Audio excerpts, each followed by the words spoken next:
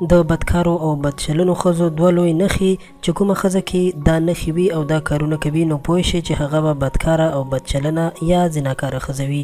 دوستانو نن سبا داسې دور دی چې د هر چا په لاس کې موبایل دی او د دې موبایل د لاسه ډېر خلک وران هم شول. نو همدې موبایل ډېر خلک په ناروا کارونو باندې اخته کړي دي، ځکه چې نن سبا په موبایلونو کې هر څوک غلط او ناروا فلمونه ګوري او بیا پردو ښځو سره د ناروا زیاتي کولو کوشش کوي. خو دوستانو که څه سړي وران وي او ښځو سره د ناروا کار کولو کوشش کوي نو په دې کې څه ښځې هم داسې وي چې هغوی د پیسو په بدل کې دغه کارونو ته زړه ښه کوي.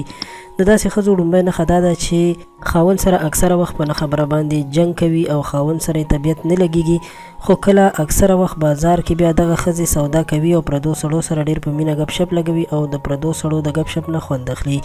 د سودا اخیستو په وخت کې د پردو سړو نه پرده نه کوي او خو په خوشحالۍ باندې ورسره ګپونه لګوي او په دې ورته ځان ښه ښکاري، خو د هغوی په مقابله کې بیا خپل خاوند سره بد اخلاقي کوي او خاوند چې کور ته راځي نو دا ډېره خفه وي او هیڅ په خندا خپل خاوند سره خبرې نه کوي. نو داسې ښځې اکثر جاهلې او بدچلنې وي. داسې ښځو سره ډېر احتیاط پکار دی او داسې ښځې پویول پکار دي، ځکه چې پردو سړو سره ګپ شپ لګوي او خپل خاوند ته یې تندی تروش کړی وي.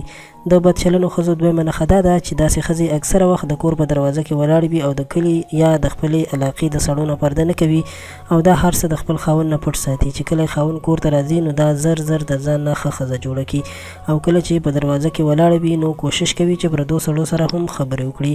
داسې ښځې اکثره وخت د نامحرمو خپلوانو سره هم ډېر ازاد ګپ لګوي او د داسې ښځو جامې هم اکثر ډېرې نرۍ وي او غاړه یې خلاصوي. نو داسې ښځو سره هم باید ډېر احتیاط وشي او داسې ښځې پویول پکار دي، کنه نو داسې ښځو سره د ژوند تېرولو انجام هم ډېر خراب وي. دوستانو دا و د بدچلنو ښځو په باره کې معلومات چې تاسو سره مو شریک کړل. امید لرم چې ویډیو به مو خوښه شوې وي. له نورو ښایسته ویډیوګانو لپاره در سره پښتو پوسټ چینل سبسکرایب کړئ. ډېره ډېره مننه.